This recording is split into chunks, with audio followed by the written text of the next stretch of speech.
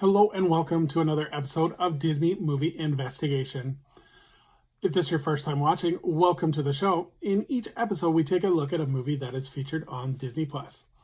On this episode, we're taking a look at an international renowned favorite as we take a look at the Banshees of Inisherin. And stay tuned for a bonus story as we take a look at an unbuilt land as we take a look at Liberty Street. And if you are enjoying these videos, I do ask that you please hit that subscribe button. That way you'll be notified with each new episode. But for now, sit back and enjoy this episode of Disney Movie Investigation. Like I said, today we're covering Banshees of Inisherin. This movie was released on September 5th, 2022. It was written and directed by Martin McDonagh.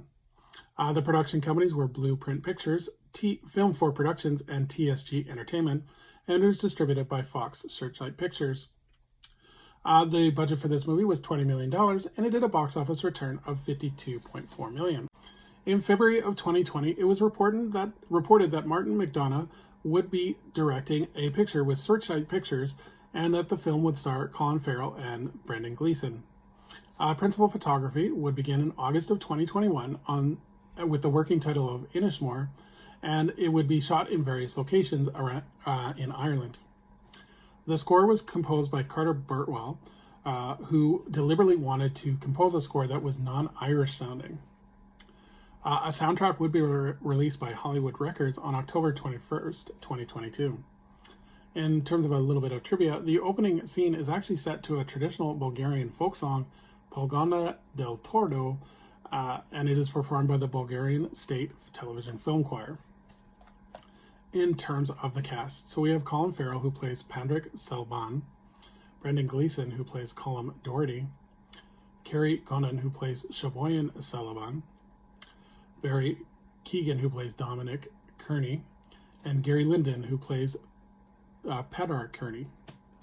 In terms of the plot, set on the remote island off the west coast of Ireland, the movie follows lifelong friends Pandrick and Colm, who finds themselves at an impasse when Colm unexpectedly puts an end to their friendship.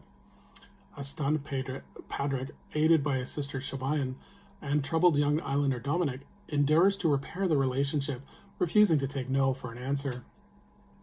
But as Pandrick's repeated efforts only strengthen his former friend's resolve, and when Colm delivers a desperate ultimatum, events swiftly escalate with shocking consequences. So in terms of the release, this movie had its world premiere at the 79th International Film Festival, Venice International Film Festival, on September 5th, 2022. The movie actually received a 15-minute standing ovation. The film would be shown around various film festival circuits, including the 47th Toronto International Film Festival and the 31st Philadelphia International Film Festival. So in terms of recommending this movie, I think this movie is a great display of character acting. I think the performances from Ferrell and Gleeson are great and a great showcase for them. I also like how the story builds from very little into something epic, and I like how there is themes of friendship and social isolation as well. My only negative is that the film is a little bit of a slow pace, so you do have to be really invested in this. You can't be watching casually. But overall, I definitely recommend this film, as I think it is great acting along with a great story and great environment too. The photography is unbelievable, and you get a lot of great shots of Ireland. So let's move on to our bonus story as we take a look at Liberty Street. This was a proposed section of Disneyland in Anaheim, California. It was first introduced in 1958, and this would have been an offshoot of Main Street USA that would celebrate Walt Disney's patriotism. Alternative names for this that were floating around was International Street, but it was decided ultimately that Liberty Street was the better name. The area would have started at the Hill Brothers Coffee Shop on Town Square's northeast corner, right behind the Main Street Emporium. The area would be designed after a small town avenue, with all attractions being historical presentations of American colony of the 1700s.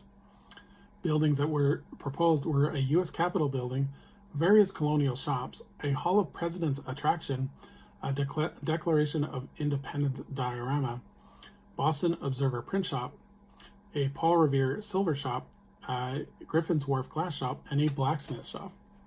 Although the land was never built, and I couldn't find reasons why it was never built. I have a feeling it was due to funding, but several aspects of the land were used in other areas of Disney. The miniature version of the U.S. Capitol model was actually featured in the Opera House lobby located at the Great Moments of Mr. Lincoln attraction. And in Walt Disney World in Florida, there is a Hall of Presidents attraction. Again, it sounds like an interesting concept, but it kind of was dissected and put into other areas. So we still got most of it for what it is. So thank you for joining us here on another episode of Disney Movie Investigation.